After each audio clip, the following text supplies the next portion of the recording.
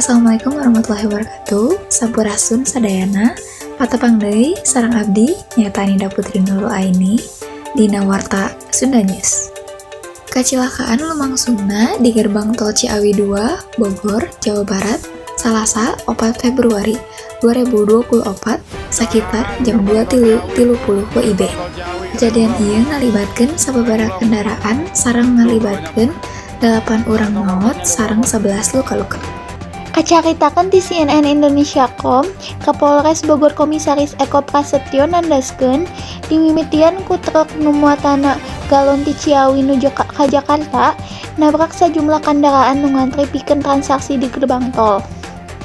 Hal ieu disangka yen truk galon sarat rem gagal, genep kendaraan kacatat rusak, 3 di antarana kahuruan jeung 3 liana hancur.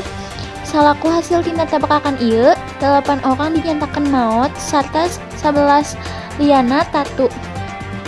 Korban dievakuasi ka RSUD Ciawi pikeun pamareksaan salajengna.